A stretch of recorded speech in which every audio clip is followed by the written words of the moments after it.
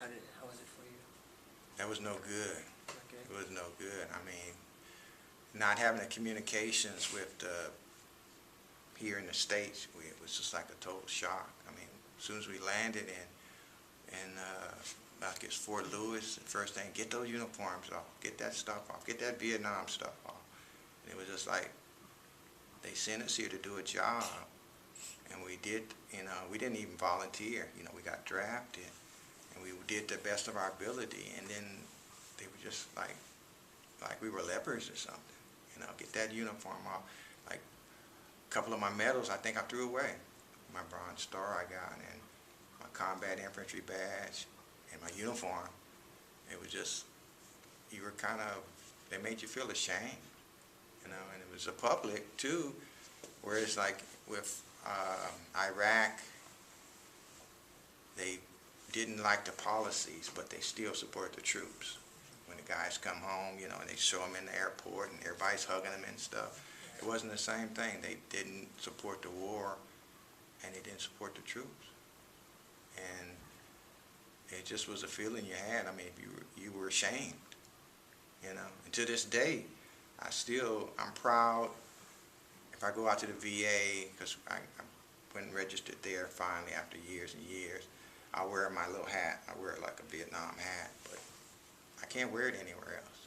I wore it one time, went out there, and I went shopping, and I looked up, and I said, wow, I still got that hat on. It was like, I just felt ashamed, and you shouldn't have to feel that way after being in a war. But and it wasn't on the public, even our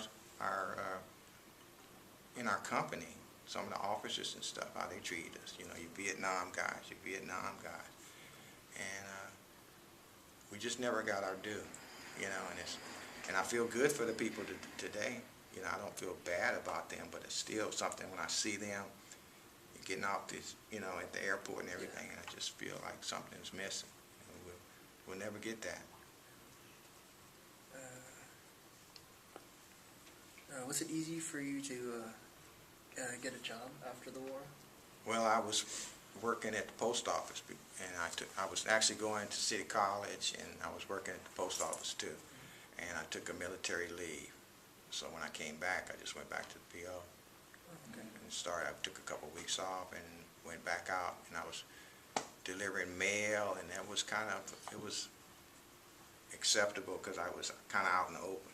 It would have been different if I'd have been in a closed environment or something like that. It might have been different, but just carrying mail, I was out on the street by myself most of the time, and in the atmosphere, so I didn't really feel the pressure. Because sometimes with authority, you kind of overreacted to some things. Yeah. Did you complete college after you came back? Yeah, finally, it took me almost 10 years, but I went back to City College because I was going to City at the beginning and had a deferment, and they start making you take more units for your deferment to be okay. Yeah. So when I dropped a class, and I changed from 2S, and I went to 1A right in the middle of the semester, so I figured, well, I'm not ready to take a full load on, so I was going to just take a semester off and work full time. Then I was going to come back and be able to take a full load.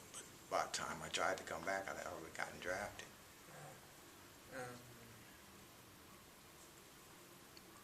How did your family react after you had come back?